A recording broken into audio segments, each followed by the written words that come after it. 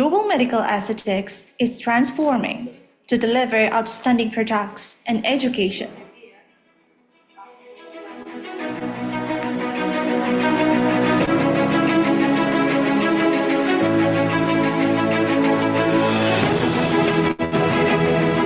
Through its partnership with Mensa Bina Sukses, Sinclair Indonesia has been supplying its premium aesthetic portfolio to top professionals in Indonesia since 2022. Lu udah lama cuy nama lain? Kayaknya lagi adaptasi ya.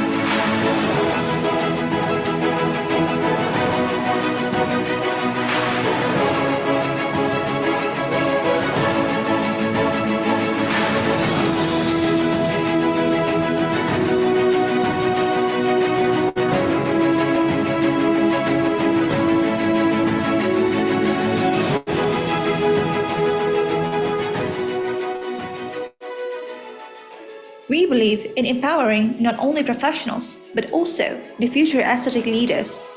By providing innovative products and fostering continuous education, Sinclair is dedicated to shaping the better future of the aesthetic industry.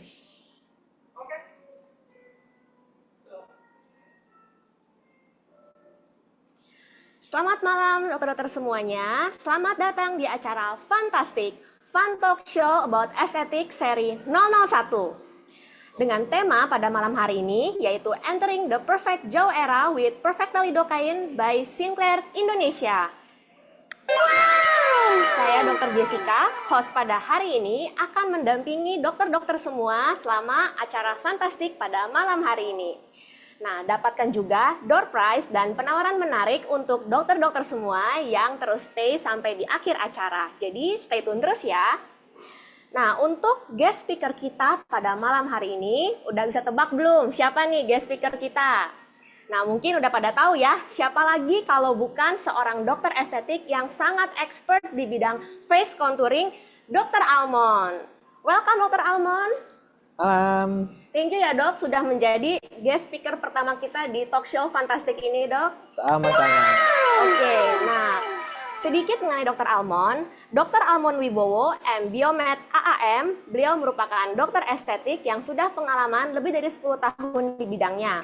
Beliau merupakan dokter estetik, facial designer, and international trainer for filler and botox, dan juga sekarang merupakan head doctor of Private Clinic di Jakarta. Oke dok, gimana dok kabarnya malam hari ini dok? Baik banget Bang. Tetap semangat ya dok, udah malam.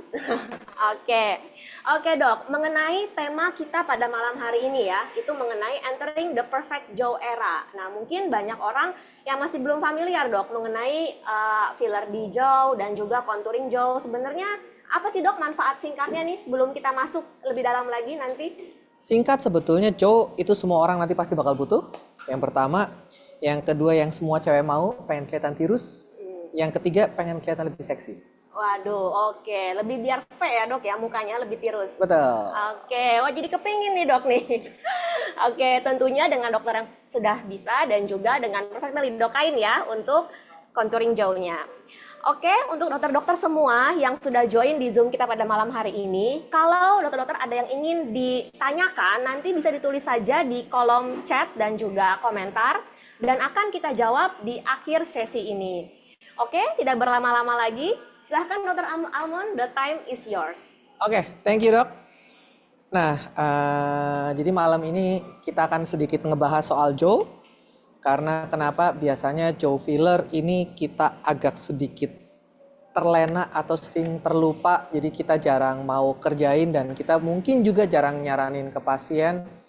Atau ada beberapa rekan sejawat juga ada yang pernah nyoba dan ternyata kok hasilnya nggak kelihatan atau hasilnya nggak jadi.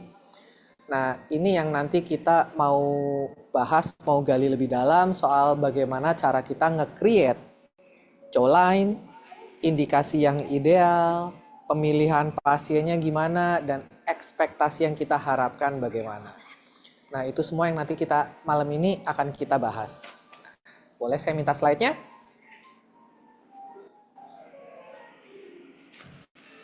Oke. Nah, topiknya adalah how to create a perfect jaw. Karena kenapa? Kita akuin bahwa sangat susah untuk bikin jaw atau kapan kita menentukan orang itu idealnya kita bikin jaw-nya dan jaw model bagaimana yang ideal kita berikan ke pasien. Itu baru masalah yang pertama. Masalah yang kedua adalah tekniknya. Bagaimana sih sebetulnya cara kita ngerjain jaw. Yang ketiga, nanti yang paling related juga sebetulnya adalah tipe pemilihan produk yang bagaimana. Yang kita bisa ekspektasikan memberikan hasil atau meng-create atau membentuk jaw. Karena setelah saya 14 tahun main filler, memang betul tidak semua filler kita bisa lakukan untuk pembuatan proses jaw. Jadi hanya ada beberapa jenis produk, tipe-tipe tertentu yang bisa kita lakukan untuk pembentukan jaw. Nah, boleh next slide-nya? Nah, kita ambil contoh adalah dua. Saya nggak menyarankan rekan-rekan sejawat untuk melakukan yang namanya beauty blender atau kita nge-mix cakepnya orang kita aduk-aduk jadi satu.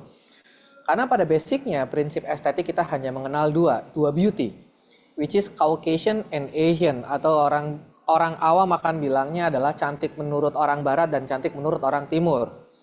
Timur di sini kita mengacu pada Korean trend karena kita belakangan lagi terinfluence banget sama yang namanya artis-artis Korea. Nah, makanya saya kasih contoh di sini ada yang Caucasian, which is yang lebih ke arah Eropa, Barat, Amerika dan kawan-kawan, dan satunya adalah mostly Chinese and Korean. Dua-duanya punya jaw. Dua-duanya cantik, tapi image yang diberikan itu sangat berbeda. Kalau image yang diharapkan oleh penampilan orang Caucasian itu bukan cantik yang manis, bukan. Tapi mereka adalah pengen penampilan cantik yang tegas. Cantik yang lebih ke arah kesannya ke seksi, mature.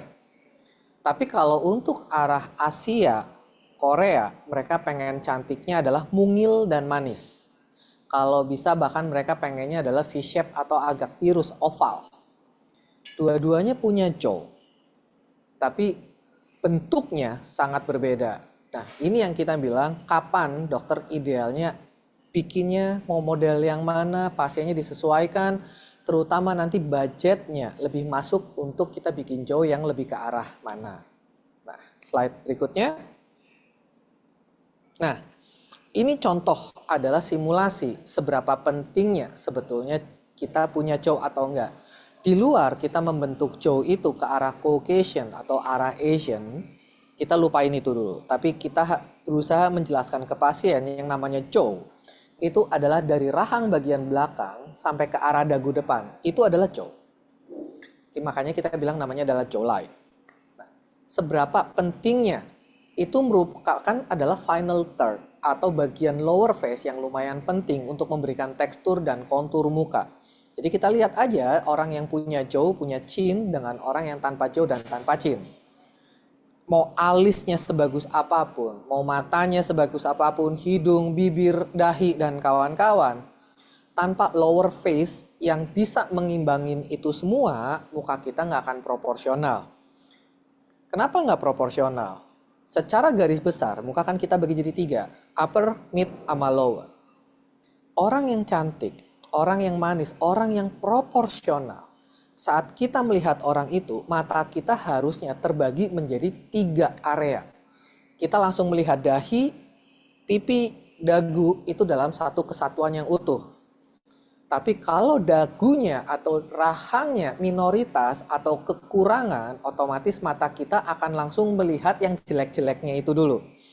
Nah, itu yang bikin penampilan orang itu jadi kurang proporsional. Contoh berikutnya yang paling gampang, kita nggak usah ngomongin lower face. Kita ngomongin adalah mid face. Kalau misalnya kita ketemu orang Timur Tengah, bukan berarti mid face-nya jelek, tapi mereka punya hidung yang sangat tinggi dan sangat besar. Otomatis saat kita melihat orang itu, mata kita otomatis fokusnya adalah ke bagian hidungnya. Karena bagian hidungnya dia yang paling menonjol, dia yang paling gak proporsional, dia yang paling besar di antara itu semua. Begitu juga kalau kita ngelihat teman atau rekan sejawat kita yang dahinya agak nonong banget. Kita langsung selalu bikin bercanda, ini dahinya kayak lapangan terbang. Nah, kalau kita bisa sampai menyimpulkan seperti itu artinya ukuran mukanya ada yang salah, ada yang nggak proporsional. Nah, untuk orang Asia, secara genetik, kita selalu banyak kekurangannya ada di lower face. Lower face kita selalu minoritas, lower face kita selalu kekurangan. Makanya banyak orang Asia mengeluh datang ke tempat dokter. Permintaannya apa? Dok, muka saya kok bulet ya? Dok, muka saya kenapa lebar? Bisa nggak saya bikin V-shape? Bisa nggak saya dibikin lebih tirus? Biasanya itu adalah kekurangan lower face yang memadai untuk menyupport itu semua. Nah, makanya itu yang kita bilang sebetulnya itulah pentingnya lower face, terutama jawline dan chin. Slide berikutnya. Nah, ini adalah contoh pasien saya sendiri dan kebetulan pasien ini saya udah kerjain dari lama dan kalau orang tanya sebetulnya filler chin, jawline itu tahan berapa lama? Filler chin and jawline itu kalau dokter ngerjainnya proporsional dengan jumlah yang adekuat, jumlah yang cukup itu bisa bertahan 3 hingga 4 tahun. Jadi bukan termasuk filler yang sangat-sangat boros dalam waktu durasinya, bukan, tapi ini adalah filler yang lumayan awet sebetulnya. Tapi selama dokter bisa memberikan atau jumlah yang tepat atau adekuat kita bilang. Nah, ini yang contoh adalah yang tadi kita bilang Asian jawline. Kita ngomong adalah yang cantik atau manis lebih ke arah timur. Orang pengen kelihatan mukanya lebih mungil, lebih manis, lebih panjang atau istilahnya pengen kelihatannya cute bahasa awamnya sekarang. Dokter lihat kalau yang sebelum kita bikin chin and jawline-nya mukanya kelihatan gak proporsional, kesannya pipinya heavy, pipinya lebar, pipinya tembem. Karena kenapa? Lower face-nya kurang bisa mengikuti, lower face-nya kurang bisa mengakomodir kelebihan dari si mid face-nya. Ini contoh pentingnya di Asian jawline. Boleh next, kita akan lihat betapa pentingnya juga kalau untuk tipe pasien yang berbeda, which is yang orang Asia juga, tapi mukanya pengen dibikin kelihatan lebih seksi, lebih manis, lebih tegas, atau lebih mature kita bilang. Nah, kita ngelihat pasien ini juga heavy banget di mid face-nya. Bagian pipinya, tulang pipinya tinggi sekali. Akibatnya apa? Rahang bagian bawahnya, bibirnya semua kelihatan lebih kecil. Jadi saat kita bisa enlarge, kita bisa sedikit pertegas, kita bisa sedikit percantik bagian lower face-nya, terutama di jawline dan chin, akibatnya mukanya lebih proporsional. Muka orang itu kelihatan lebih cantik dan lebih seksi. Ini adalah contoh perbedaan jawline di Caucasian dan Asian.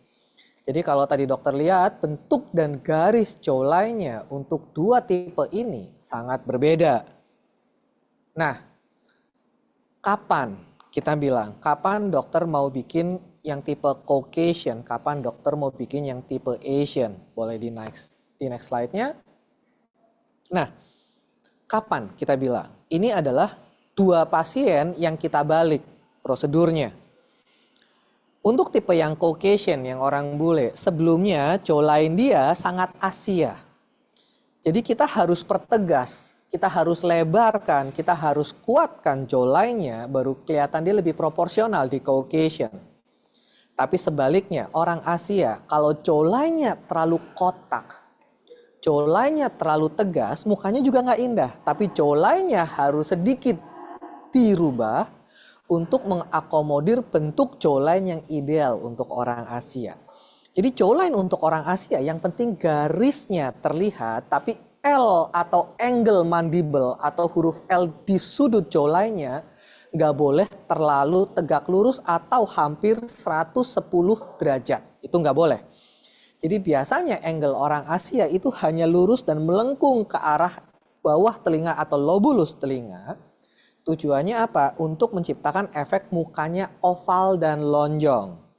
Tapi kalau orang Caucasian, mereka pengen mukanya kelihatan shape, tegas, dan rahangnya kuat, makanya bentuk jawline-nya hampir mendekati 100 dan 110 derajat atau angle-nya, sudutnya. Nah, terus dokter menentukan, oke, kalau gitu apakah semua orang Asia harus dibikin rahang seperti orang Asia? Enggak, tadi kan saya udah tunjukkan contohnya. Kalau orang Asia juga ada kalanya membutuhkan angle atau sudut seperti orang Caucasian. Contohnya di mana? Nah, jadi begini. Saya selalu menganggap muka secara keseluruhan itu kayak kanvas atau bidang lukis. Jadi mulai dari hairline dari kepala, turun ke lateral ke pelipis, turun ke pipi lateral, terus turun ke ke rahang, ke angulus mandible, turun ke jawline dan ke chin. Itu sebagai satu kesatuan garis putus yang saya ungkapkan sebagai kanvas. Nah, jadi kalau dokter punya kanvas atau bidang lukis yang lebar, alis, mata, hidung, bibir, dan dagu dokter adalah lukisan di dalam kanvas itu. Kalau dokter punya kanvas atau bidang lukis yang sangat lebar, otomatis dokter harus menggambar di dalamnya juga gede-gede. Makanya orang Caucasian dia punya kanvasnya gede, mukanya lebih lebar, struktur tulangnya lebih kuat. Makanya akan cocok punya alis yang tebal. Cocok punya mata yang besar. Cocok punya hidung yang besar. Cocok punya bibir yang besar. Dan dagu yang sedikit lebih lebar dan rahang yang sedikit lebih lebar. Tapi kalau kanvas orang Asia, pelipisnya kecil, tulang pipinya nggak mau di highlight, tidak mau menonjol, rahangnya juga maunya V-shape dan dokter suka lakukan toksin di jawline untuk kecil, dagunya mau dilancipin, artinya apa? Bidang lukis atau kanvasnya itu kecil. Makanya orang Asia lebih cocok kalau alisnya lebih tipis, matanya bentuknya adalah oval shape, nggak bulat-bulat banget, hidungnya tinggi tapi ramping, bibirnya juga kecil. Nah, ini yang idealnya. Problemnya di Indonesia, kita suka melakukan yang namanya beauty blender. Beauty blendernya gimana? Contoh, dokter suka melakukan toksin rahang supaya orang rahangnya kelihatan kayak Korean, V-shape. Dokter suka melakukan filler dagu sampai dagunya lancip. Oval, dokter bikin seperti orang Korea. Tapi bibirnya dokter minta besarin seperti orang Rusia atau orang Barat. Akibatnya apa? Ya bibir jadi benda yang paling nonjol di muka pasien itu. Akibatnya kelihatannya bibirnya monyong atau jontor. Karena kenapa? Nggak proporsional, nggak ideal. Begitu juga zaman dulu saat terkenal sulam alis, alis ngeblok kayak Shinchan, ngotak begitu. Alis orang Asia normalnya kalau dokter mukanya dokter kecilin, alisnya juga agak tipis. Makanya kalau dokter habis sulam alis dokter lagi tebel-tebelnya, lagi kotak-kotaknya, saat dokter cuci muka dan dokter nggak pakai make up, muka dokter yang kelihatan cuma alisnya doang. Karena itu jadi benda yang paling menonjol, yang paling kelihatan di muka dokter. Nah ini konsepnya. Jadi kalau dokter punya pasien, hidungnya udah tinggi, dokter nggak bisa kecilin. Tulang pipinya udah tinggi, dokter nggak bisa kecilin. Tolong jangan toksin masseter atau rahangnya. Karena kenapa? Tulang pipi yang tinggi, rahang dokter kecilin, muka pasien itu akan makin hancur. Tulang pipinya akan makin kelihatan tinggi. Karena kenapa? Lower face-nya makin dokter kecilin.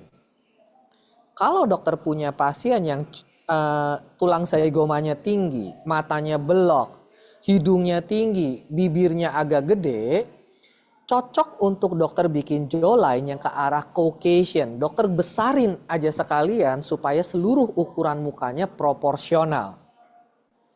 Tapi kalau dokter punya pasien yang alisnya agak tipis, matanya oval, hidungnya mungil, karena Asia kebanyakan hidungnya pesek-pesek ya dok. Nah itu baru dokter cocok kerjain jawline dan chin yang lebih ke arah Asia. Jadi ini konsep penentuan kapan dokter menentukan jawline mana yang ideal untuk dokter kerjain filler jawline. Boleh minta nextnya?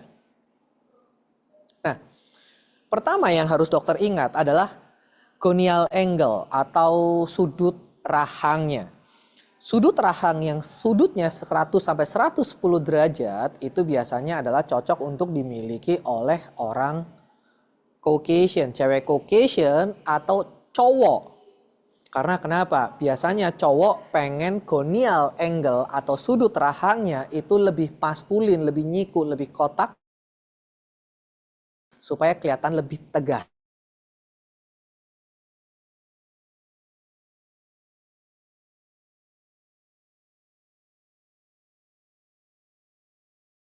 Angle-nya sedikit lebih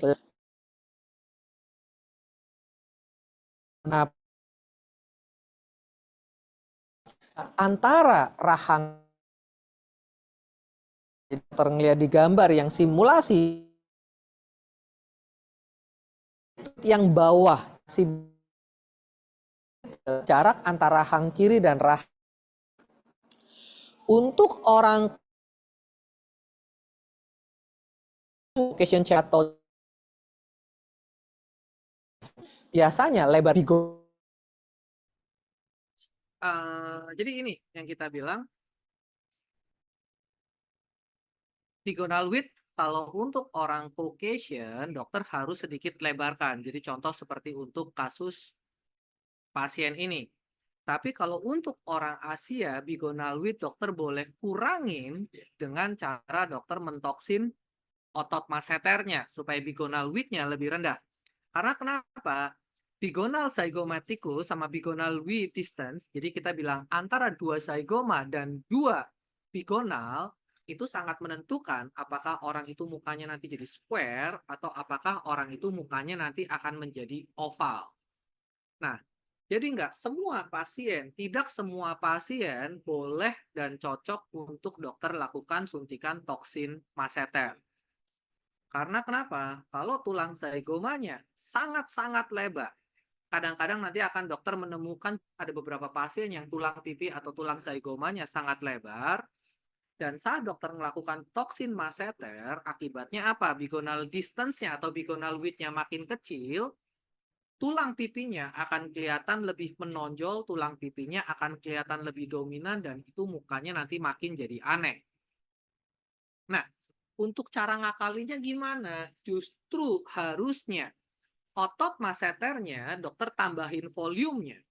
Supaya apa? Bigonal distance-nya sedikit melebar, jadi nanti akan mempermudah dokter membuat jawline-nya. Karena kenapa? Bigonal angle-nya akan jadi.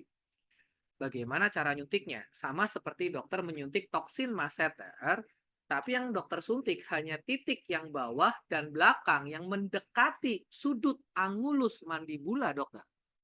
Nah, itu dokter isi filler di sana. Oh, boleh dokter menggunakan sharp needle on bone, boleh juga dokter menggunakan kanula. Dokter akan bolus di situ, nanti sampai jumlahnya cukup, sampai bigonal width-nya cukup, sampai mendekati angka yang ada di garis merah ini. Itu dokter boleh kerjakan.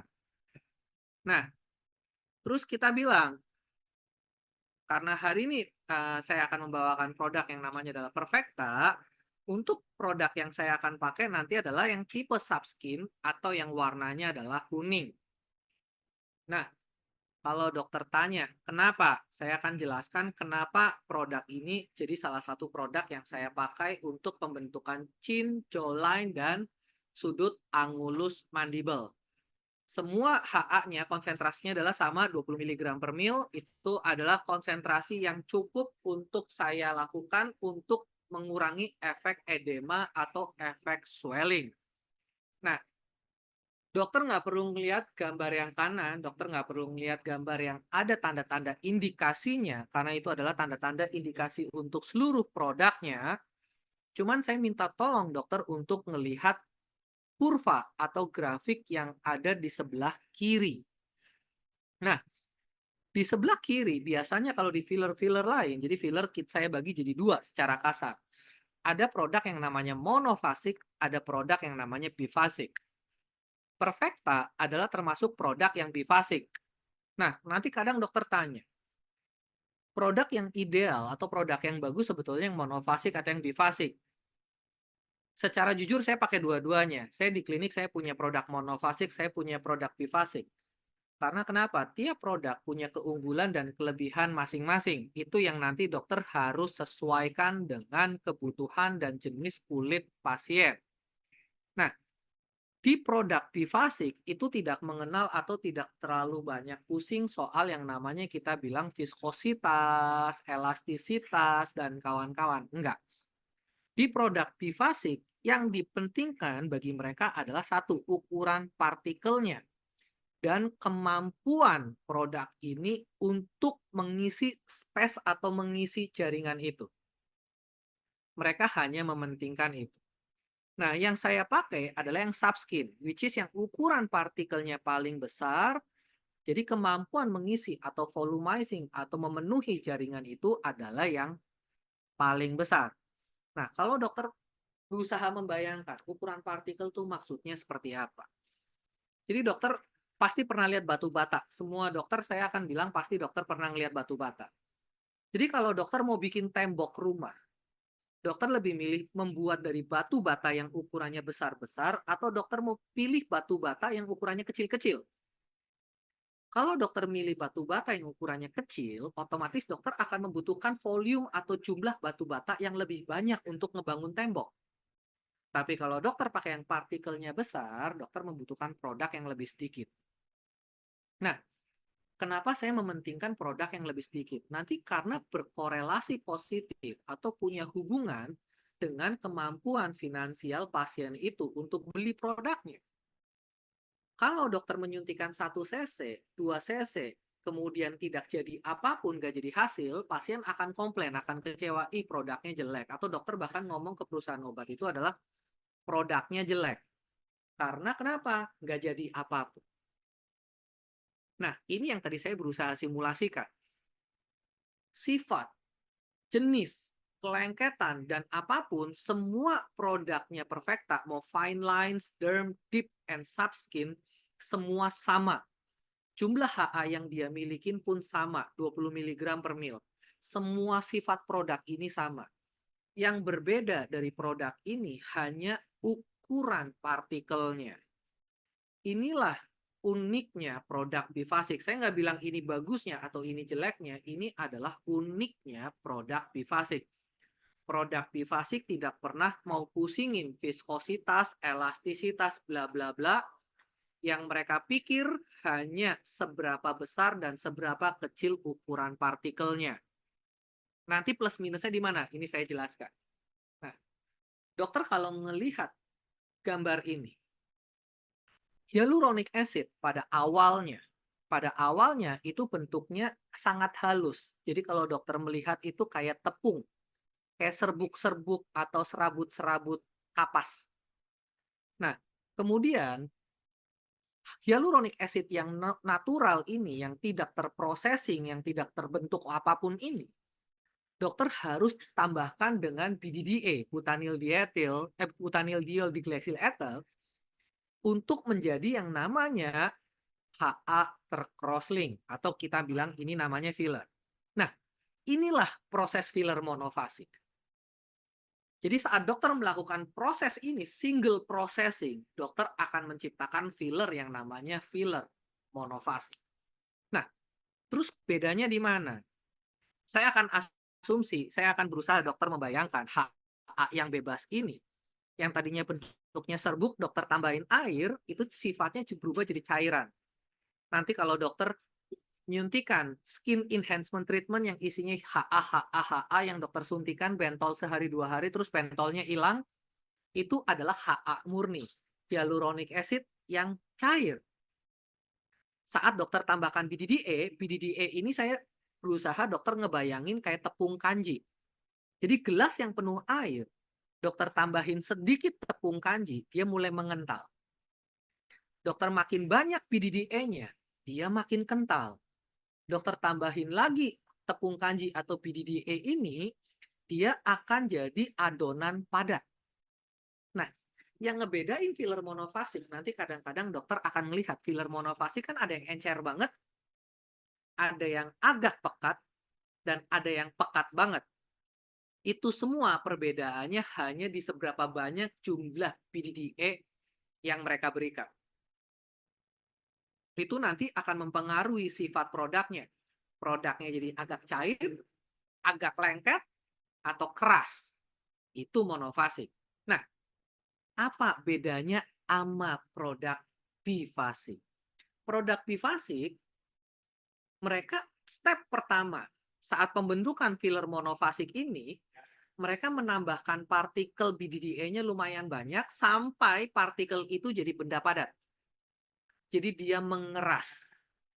Nah, setelah dia mengeras, partikel-partikel yang udah keras ini, dokter bikin lagi yang lain, jadi sampai partikel yang keras-keras ini banyak. Setelah partikel yang keras-keras ini banyak, fase kedua atau bifasik 2 kali proses, dokter cemplungin lagi partikel yang keras-keras ini di dalam partikel HA yang encer. Jadi bifasik artinya apa? Di satu produk filler yang encer ini, di dalamnya terdapat partikel filler HA yang sudah mengeras. Jadi sebetulnya di dalam produk bifasik ada 2 partikel. Partikel filler HA yang udah mengeras dan partikel filler HA yang sangat encer. Itulah yang kita bilang namanya bifasik. Terus perbedaan fillernya di mana? Yang fine lines lah, yang derm lah, yang deep lah, yang subskin lah, adalah di seberapa besar ukuran partikel yang keras-keras itu. Itu doang bedanya. Saya pakai subskin, kenapa? Karena ukuran partikel di dalamnya itu yang paling keras, yang paling besar, bukan paling keras. Kerasnya semua sama, hanya yang paling besar.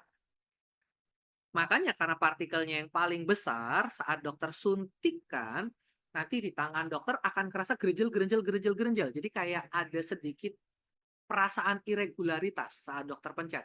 Karena kenapa? Partikel gel yang keras-keras ini berusaha lewatin bolongan jarum dokter. Makanya kerasa karena kayak kadang-kadang ada tahanan, kadang-kadang kosong, kadang-kadang ada tahanan, kadang-kadang ada kosong. Karena filler dokter terdiri dari 2 lapisan. Nah, ini yang saya bilang, bifasik. Jadi kalau gitu keunggulannya apa? Di dalam filler dokter, dokter punya partikel yang keras-keras banget. Saya bilang ini partikelnya adalah sangat keras. Dan karena partikel ini sangat keras, partikel ini sanggup menahan tekanan yang seberat apapun. Jadi dokter mau pukul-pukul, dokter mau pencet-pencet, dokter mau tekan-tekan, produk ini sanggup menahan perubahan bentuk karena tekanan.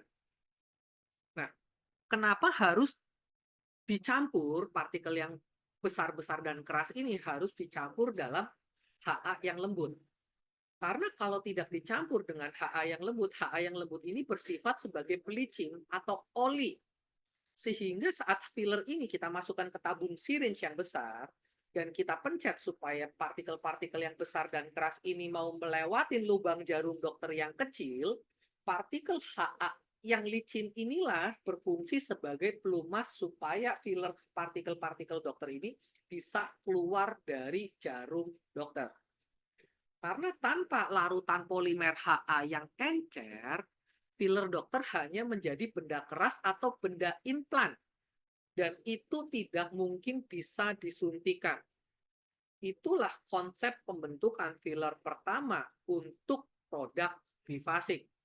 Jadi nggak ada mengenal kata-kata viskositas, tidak mengenal kata-kata elastisitas. Mereka hanya mementingkan G' atau kekerasan produk itu dan seberapa cepat produk itu bisa memenuhi jaringan itu. Jadi pola pikirnya seperti itu. Makanya kenapa produk bifasik ini cocok untuk dokter taruh di dagu.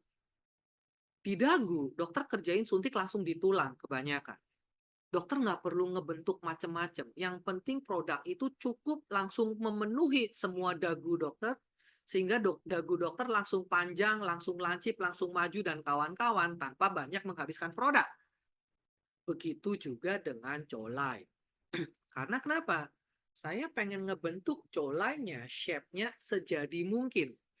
Makanya ini adalah salah satu alasan kenapa saya menggunakan produk bifasik untuk pembentukan jawline dan dagu.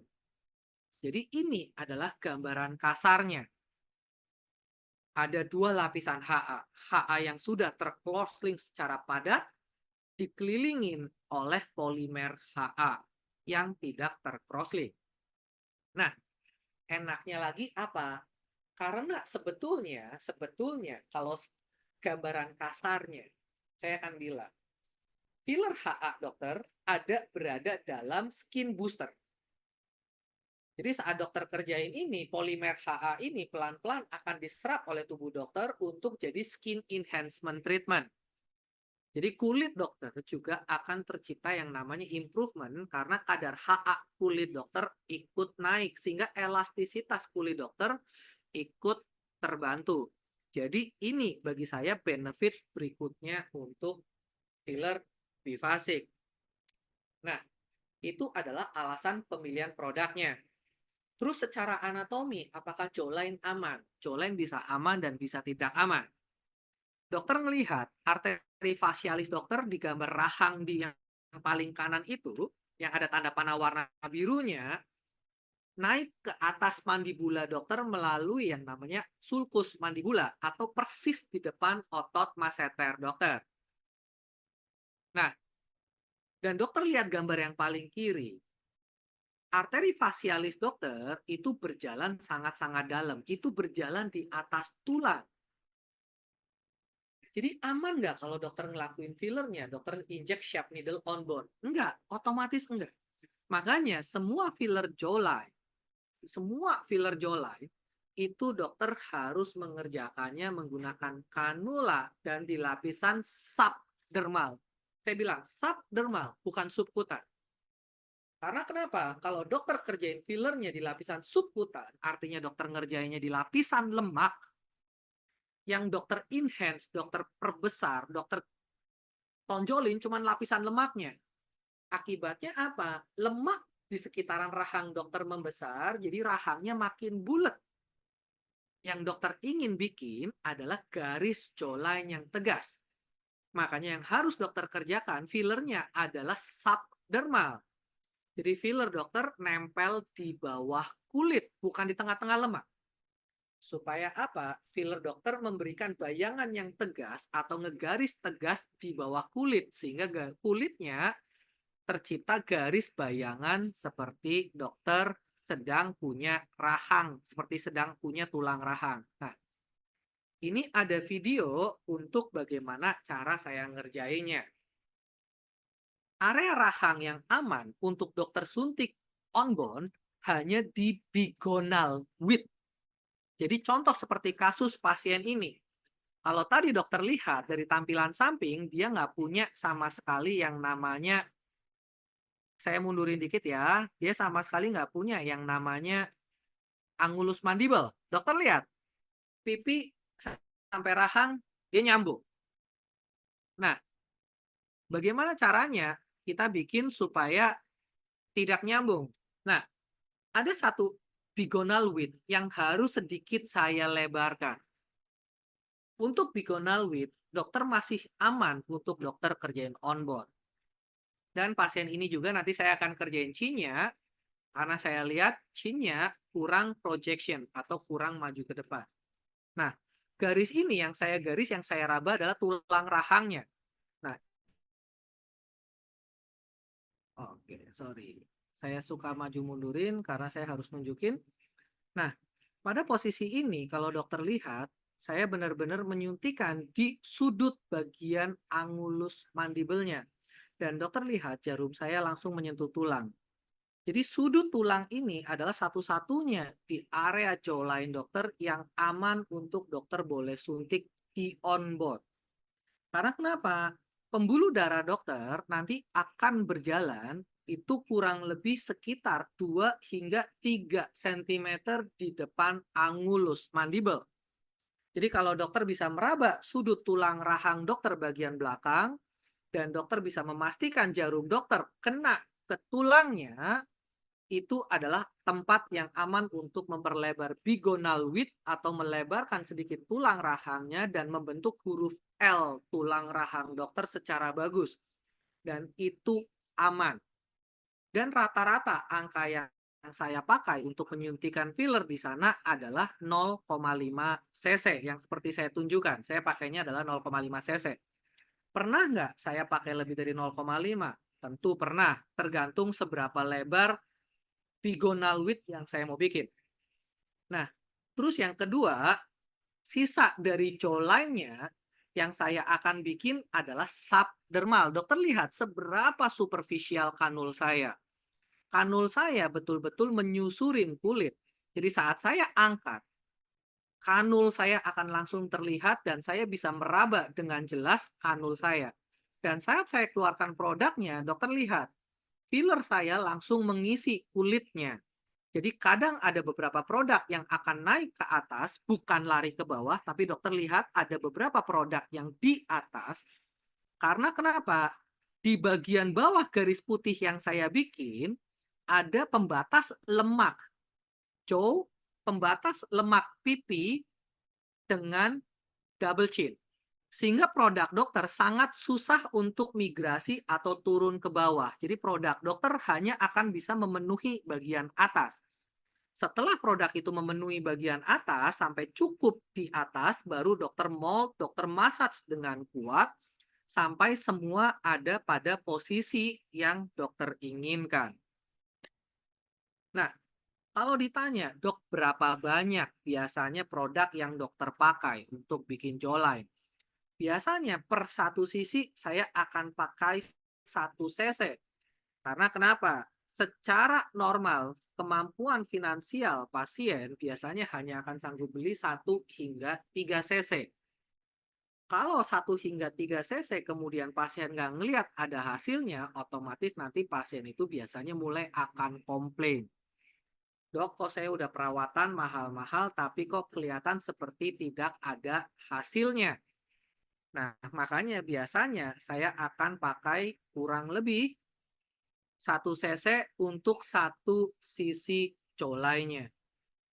Nah, sama saya akan kerjain adalah subdermal. Jadi kanul dokter saat saya pencet produknya, dokter bisa lihat filler itu langsung naik ada persis di bawah kulitnya. Jadi dokter bisa melihat irregularitas, dokter bisa melihat produknya ada di mana. Kemudian dokter bisa melakukan molding dengan kuat untuk memastikan produknya ada pada posisi lain yang dokter inginkan. Itu adalah teknik penyuntikan jawline. Nah, jadi kalau dokter lihat, sudah ngebayang garis untuk jawline dia, udah mulai langsung kelihatan. Garis atau tulang rahangnya mulai terbentuk. Begitu juga untuk sisi satunya, saya suntik bigonal width-nya dulu, pastikan jarum dokter ada di tulang dan dokter bisa langsung melihat tulangnya sedikit langsung melebar ke lateral. Karena kenapa? Saya butuh pasien ini untuk punya fondasi atau base tulang mandibulanya. Nah, yang terpenting sebetulnya satu, bigonal width dokter harus jarum dokter on bone. Kalau jarum dokter nggak ketemu tulang, jangan pura-pura aspirasi dan jangan dikeluarkan produknya. Karena kenapa? Di daerah situ nanti ada kelenjar parotid aksesoris dan kawan-kawan. Jadi pastiin di tulang. Nah, kalau di jawline-nya, seperti yang saya tadi lakukan di satu sisinya, pastiin kanul dokter sangat-sangat superficial sehingga dokter bisa melihat kanulnya secara jelas. Dan kalau placement dan tempatnya betul, dokter tidak usah terlalu khawatir produk dokter bakal migrasi ke bawah. Karena dokter punya mandibular septum di situ dan preauricular septum yang akan membantu filler dokter stay pada posisinya dan filler dokter tidak akan migrasi ke bawah. Nah, dokter lihat seberapa superficial produk saya. Produk saya langsung kelihatan. Apakah itu berbahaya? Enggak. Karena kenapa? Produk bifasik ada polimer HA yang tidak tercrosslink, sehingga untuk awal-awal dokter masih bisa molding dengan kuat, dokter masih bisa molding dengan bagus, supaya produk itu bisa ada pada posisi yang dokter inginkan, dokter sesuai. Nah, yang repotnya adalah dokter harus memastikan kanul dokter ada pada posisi superficial. Kalau dokter lihat pada pasien itu punya pembuluh darah vena dan lumayan kelihatan. Tapi kalau dokter bisa yakin kanul dokter superficial, pembuluh darah vena itu nggak akan kena. Karena pembuluh darah vena di arteri mentalis dan inferior labial itu ada pada posisi subkutan. Jadi kalau dokter bisa meyakinkan kanul dokter pada posisi subdermal, benar-benar nempel di bawah kulit, filler dokter akan aman.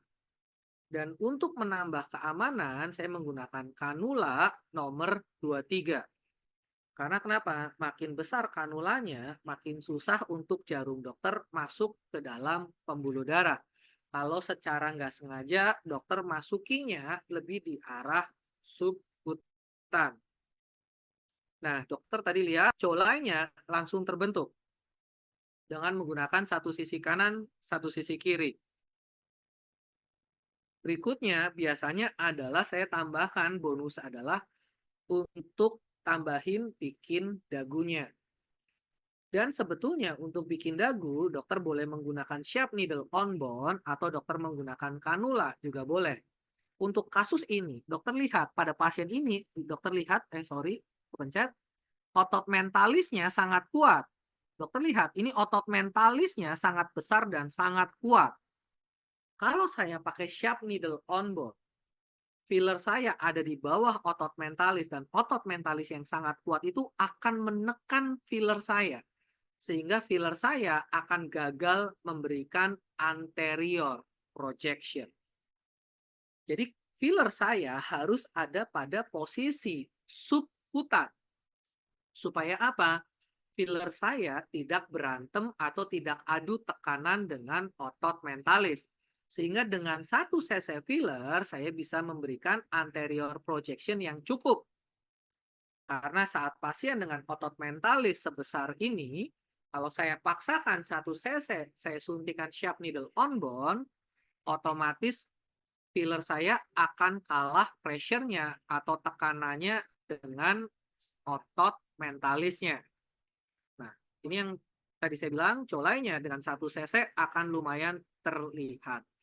Itu yang kita bilang bagaimana cara menciptakan jawline dengan produk yang seefisien mungkin. Nah, yang ini saya dubbing aja.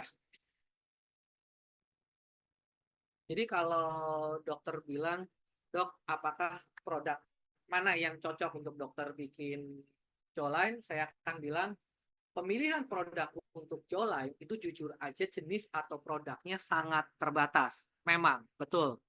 Jadi tidak semua produk dokter bisa kerjakan untuk jawline. Saya akan bilang itu juga betul. Nah, oleh sebab itu makanya saya selalu berusaha bilang ke dokter, dok, produk yang bisa untuk jawline itu limited. Pilihannya adalah produk yang bisa memberikan lifting capacity tinggi atau produk yang memiliki sifat viskositas tinggi. Hanya 2 jenis produk itu aja yang bisa memberikan gambaran jawline yang tegas. Untuk kasus ini, saya lebih pakai Perfecta Subskin karena dia paling hemat produknya.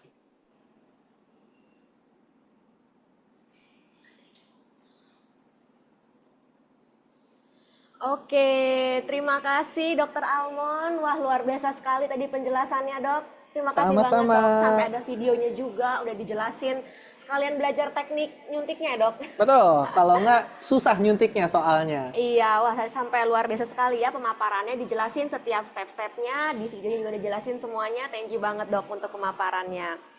Oke, nah sekarang kita akan masuk ke sesi Q&A nih di sini. Nah tentunya udah banyak banget yang bertanya nih Dok, yang masuk pertanyaannya. Nah kita jawab satu persatu ya Dok ya. Boleh, selama waktunya masih cukup. Iya, pastinya Dok. Oke, pertanyaan yang pertama nih Dok. Bisa nggak sih Dok kita menggunakan filler ini untuk mengkoreksi jawline yang asimetris Dok? Sebetulnya untuk jawline asimetris tuh bisa-bisa banget, sebetulnya loh ya. Cuman problemnya adalah kadang kita suka susah memilih jawline mana yang harus kita koreksi lebih dulu. Kalau untuk koreksi jawline, bagi saya adalah bukan pasien itu lebih suka jawline yang kiri atau lebih suka jawline yang kanan. Bukan. Tapi yang dokter koreksi adalah jawline yang lebih kecil lebih dulu. Karena dengan filler kita bisa volumizing. Dengan filler kita bisa memberikan volume, kita bisa membesarkan jawline-nya. Jadi kalau misalnya pasien bilang, dok saya lebih suka jawline yang kanan dulu nih. Terus dokter kerjain fillernya jawline yang kanan dulu. Yang kanan akan jauh lebih besar sehingga yang kiri, yang ketinggalan akan butuh produk lebih banyak lagi. Jadi kalau pasien asimetri, jangan mikirin pasien lebih suka jauh kanan atau jauh kiri. Cuman kerjain yang lebih kecil lebih dulu. Saat dia sama dengan kanan, baru tanya. Mau diperbagus, mau dipertegas atau enggak. Itu konsep untuk jawline. Jadi agak beda dengan filler area lain, betul. Oke, jadi kita yang harus lihat juga ya Dok, yang mana kira-kira yang lebih membutuhkan nih untuk si filler jawline-nya duluan. Betul. Oke, nah ini agak nyambung Dok dengan pertanyaan berikutnya. Jadi ada nggak sih Dok mungkin pasien-pasien tertentu yang sebetulnya jawline-nya ini tidak perlu lagi dikoreksi gitu Dok? Mungkin kayak kontraindikasi atau mungkin ini memang kurang cocok atau seperti apa Dok? Ada, jadi gini, tadi di gambar saya yang pertama saya ada tunjukin, yang orang Asia yang jawline-nya sangat kotak, sangat tegas, itu biasanya kita nggak perlu koreksi. Itu bahkan kita koreksinya kita sarankan ke dokter bedah plastik untuk rahangnya dipotong. Karena kenapa? Tulang rahangnya terlalu besar. Itu ada. Jadi nggak semua orang itu membutuhkan filler jawline. Tapi untungnya mayoritas orang Asia jawline-nya kecil, dagunya kecil. Karena kenapa? Itu genetik. Makanya keluhan utama orang Asia, pasien-pasien kita adalah pengen, dok gimana caranya muka saya kelihatan lebih tirus? Dok gimana caranya muka saya kelihatan lebih V-shape? Dengan ada garis jawline, kita misahin pipi sama double chin. Kepisah nih. Akibatnya apa? Muka orang otomatis kelihatan lebih tirus. Tapi kalau orang pipi sama lehernya nyambung, otomatis muka orang itu kelihatan gemuk. Nah makanya kenapa jawline mostly hampir semua pasien nanti ujung-ujungnya saya kerjain. Tapi ya ada minoritas lah yang nggak dikerjain. Oke, jadi ya memang tetap aja ada beberapa mungkin kayak kontraindikasi ya Dok ya, yang Betul. mungkin tadi yang dokter sampaikan lebih baik di refer ke dokter bedah plastik mungkin gitu. Betul. Ya. Oke, thank you Dok. Oke, pertanyaan berikutnya nih Dok, ini adalah mengenai berapa banyak sih Dok biasanya yang dibutuhkan untuk membentuk jawline tersebut gitu Dok? Berapa cc ini kira-kira Dok gitu? Oke, jadi aku sih selalu berusaha saat saya nge-training, saat saya juga menjelaskan ke pasien, ada angka-angka minimal yang biasanya pasien itu harus persiapkan budgetnya. Jadi contoh kayak dagu. Saya selalu bilang ke pasien, Bu, kalau mau kerjain dagu, yuk otaknya langsung mikir 2 cc dulu lah. Karena 1 cc biasanya cuma jadi kayak pentolan tumor.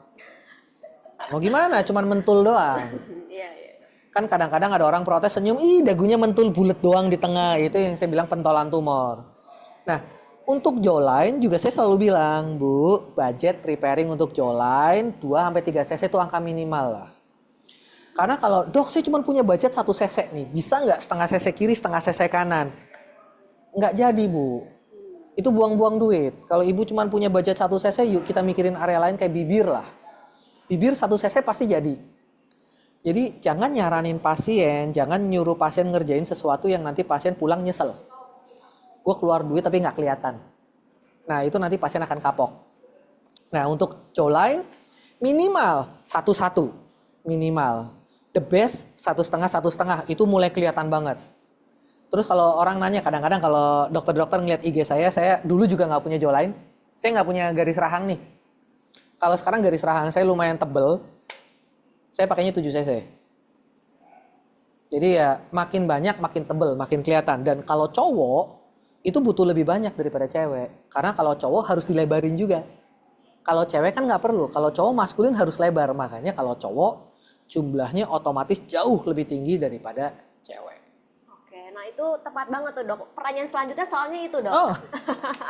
Ada nggak sih bedanya mungkin dari segi jumlah dan juga teknik untuk perempuan dan juga pasien yang laki-laki gitu. Nah ternyata beda ya dok ya? Teknik sama, jujur teknik nggak ada bedanya. Teknik nggak ada bedanya, jadi sharp needle pertama selalu di bigonal. Untuk apakah pasien itu on bone, apakah pasien itu perlu kita lebarin atau enggak. Kalau cowok harus kita lebarin banget, hampir selebar tulang zygoma sini.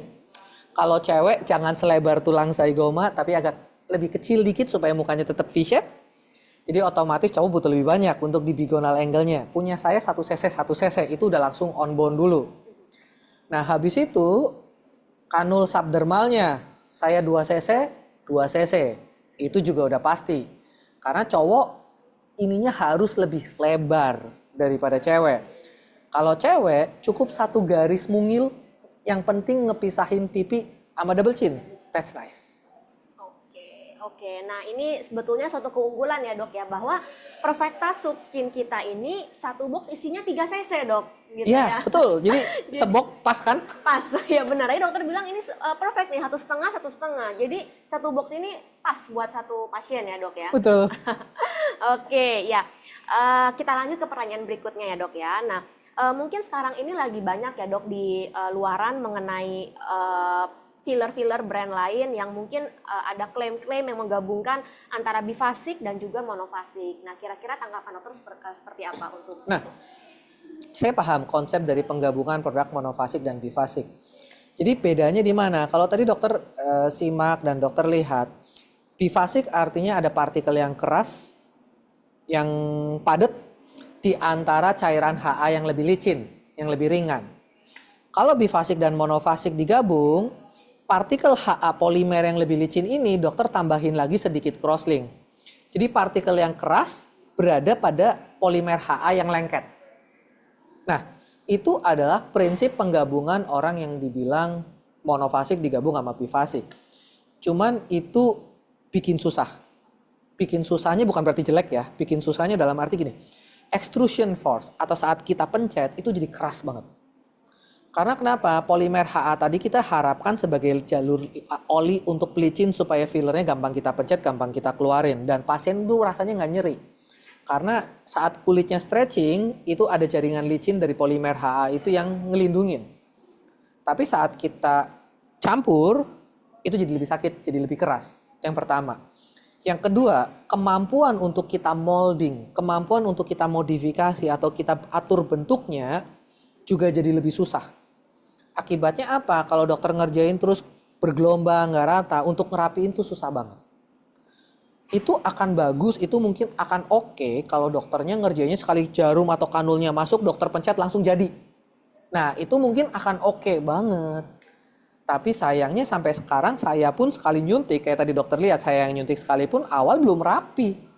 Awal nggak langsung rata. Saya harus ratain secara manual.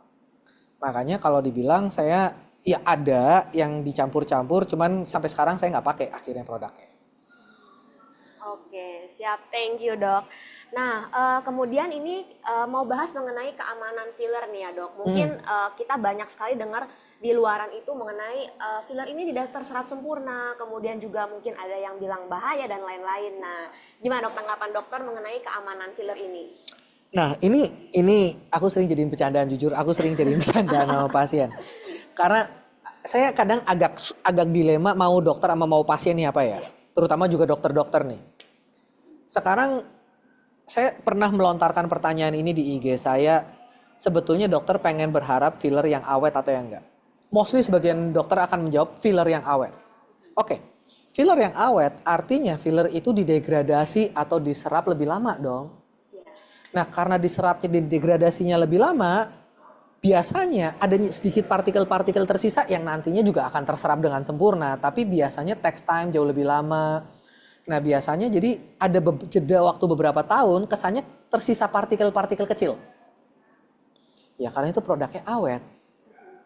Tapi sebetulnya di market, di pasaran juga ada produk yang cepat banget diserap loh. Ada. Nggak nyampe 8 bulan akan completely gone. Itu ada. Tapi saat saya tanya ke pasien, mau nggak yang 8 bulan pasti habis? Nggak mau. Maunya yang awet. Oke, yang awet saat dokter kerjain semua rata nih. Ada area yang dokter suntik 0,3 cc misal. Ada area yang dokter suntik 0,1 cc. Mana yang lebih cepat habis? 0,1 cc dong. 0,3 cc lebih awet. Nah, terus nanti pasien bilang, tuh yang ini nyisa dok. Nggak habis dengan sempurna. Ini maunya apa? Itu nanti akan habis. Cuman jauh lebih lama aja. Toh kalau pasien takut bilang, dok saya takut loh ada filler HA yang katanya gosipnya nanti bakal nyisa. Oke, mungkin ada. Tapi kan kita juga punya penetralnya hyaluronides. Jadi kalau dokter atau pasien dokter sama bener-bener pengen dok, aku pengen mukaku komplit fillernya HA-nya bersih semua. Banjirin aja sama HDS. Itu jamin pasti bersih semua kok. Nggak mungkin ada sisa sama sekali bahkan. Makanya kadang aku suka bercanda sama pasien, yang lu mau apa sih? Awet enggak, make up your mind lah. Oke dok. Nah tadi kan di video juga ada dokter kasih tunjuk untuk filler di dagunya juga ya dok ya. Sebetulnya kalau untuk penggunaan filler dari jawline itu sendiri biasanya tuh selalu digabung sama yang dagu atau kita lihat kebutuhannya gitu dok? Mostly kita lihat kebutuhan, mostly. Cuman kalau pasien pada umumnya datang ke klinik dokter ya, yang nggak pernah apa-apa, yang mukanya masih virgin, itu rata-rata aku paket jawline sama chin. Yang mukanya masih virgin. Karena orang Asia yang tadi aku bilang, biasanya lower face-nya itu kurang. Tapi belakangan, banyak pasien tuh chinnya udah dikerjain filler. Kebanyakan, hampir seluruh pasien yang datang ke tempat saya, yang udah pernah treatment, rata-rata ini dagu udah pernah diisi. Entah di klinik lain, entah sama saya. Jadi ada sebagian pasien yang datang saya kerjain cuma jawline-nya doang. Ada. Karena chinnya udah jadi. Cuman kalau pasien yang masih virgin baru datang pertama kali, dok saya pasrahkan muka saya pada dokter. Saya kerjain semuanya. Ya, jadi memang kebanyakan gitu ya dok ya. Kayak orang udah ngerjain duluan ya yang dagunya, terus jawline-nya nanti-nanti gitu ya dok. Karena ya influence orang Korea dagunya kan lancip-lancip tuh. Iya. Semua dokter terinfluence sama sana. Gitu datang otaknya cuman toksin rahang, filler dagu. Toksin rahang, filler dagu. Ya udah. Oke, padahal sebetulnya harusnya barengan ya dok ya. Jadi Barengan. bisa hasilnya bisa Lebih proporsional. lebih proporsional, betul. Kalau nggak nanti ininya lancip sendiri ya dok. Ya itu yang kita bilang dagu tumor. Senyum mentel sendirian. Nyentuh sendiri. Oke. Wah, thank you banget dok untuk jawabannya dok dari pertanyaan-pertanyaan ini. Nah, untuk dokter-dokter semua yang mungkin belum dijawab pertanyaannya, nggak perlu khawatir. Nanti kita akan jawab setelah ini, kita akan japri masing-masing gitu. Jadi nggak perlu khawatir. Nah, saya akan recap sedikit ya dok mengenai Perfecta Lidocaine itu sendiri. Jadi kita ini adalah Perfecta Lidocaine adalah filler HA dari Eropa, jadi buatan Prancis, dan kita punya ada 4 varian, tadi udah dijelaskan juga ya dok, dari mulai ada fine line, ada derm, ada deep, dan juga ada subskin. Nah perbedaannya itu adalah di besaran partikelnya ya, jadi kalau yang dokter Almond pakai untuk jawline itu adalah untuk yang Perfecta Subskin. Nah ini kalau dilihat di sini ya dami-daminya, yang warna kuning ya, warna kuning yang paling besar, jadi isinya itu ada 3 cc satu box itu. Makanya tadi untuk satu pasien sebetulnya cukup nih satu box ya. 1,5, 1,5. Ini 3 cc untuk di satu box ini gitu. Oke. Ya ini kita udah semakin malam ya dok ya. Tapi kita belum selesai dok. Karena kita ya karena kita masih ada sesi yang tadi janji saya dok di depan itu mengenai promotion dok. Oke. Oke ya. Menarik nih ya promotion untuk dokter-dokter semua yang sudah nonton sampai akhir acara ini. Tentunya kita punya promotion surprise ya buat dokter-dokter semua. Ini adalah promo buy one get one dok. Rugi dong order kemarin. Waduh, order lagi dong dok. Kita ada promo buy one get one untuk Perfecta khusus yang subskin. Nah, jadi tentunya selama persediaan masih ada ya. Ini boleh di screen capture ya semuanya vouchernya, tapi kalau nggak keburu juga nggak apa-apa, nanti kita akan kirimkan ke email masing-masing dari dokter. Nanti kalau mau yang ambil ini cepet-cepetan ya, karena ini stoknya mulai menipis ya, terbatas kan, karena buy one get one ya. Ini harus cepet-cepetan gitu. Oke, nah berikutnya kita akan masuk ke sesi berikutnya. Ini yang menarik sekali dok, adalah mengenai door price. Saya ikut? Enggak dok. Karena dokter pembicara dok. Ini maaf dokter nggak ikut ya. Rugi. Iya, namanya nggak masuk dok ke sini. Oke, nah kita sekarang akan masuk ke sesi door price. Nah, kira-kira apa ya produk door price-nya? Tentunya Perfecta nih ya. Tapi dari 4 varian ini yang mana nih kira-kira nih? Subskin. Wah, jangan dong dok. Kan lagi buy one get one dok. Subskin-nya dok. Yang lain ya. Nah, ini saya ada di sini. Nah, untuk door price-nya akan mendapatkan Perfecta lidocaine yang fine lines nih dok. Nah tadi yang fine lines ini akan bisa untuk garis-garis halus di di kerutan di dahi, kemudian juga di under eye. Ini bisa menggunakan Perfecta yang fine lines ini. Nah ini adalah door price kita pada malam hari ini. Nah oke, mungkin bisa operator dimulai untuk perputaran wheel-nya. Kita lihat siapa yang akan memenangkan door price pada malam hari ini. Kita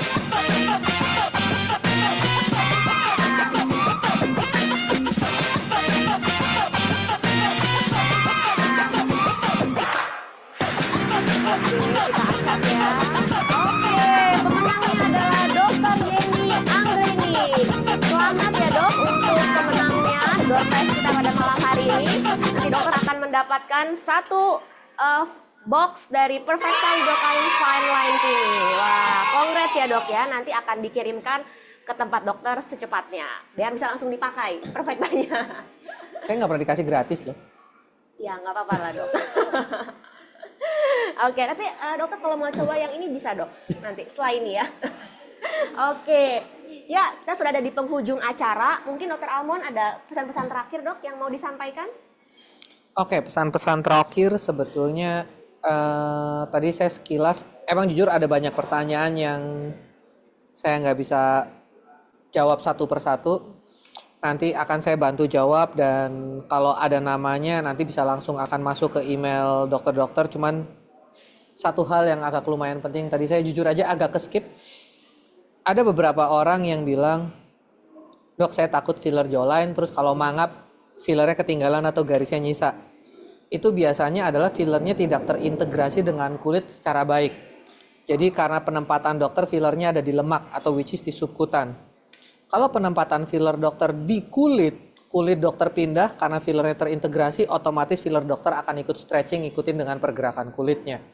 Tapi kalau dokter taruhnya di subkutan atau kedalaman, lemak dokter itu akan tertinggal di sana, makanya filler dokter akan tertinggal di sana. Jadi teknik akan sangat menentukan untuk hasil kalau dokter ngerjain jawline. Itu betul.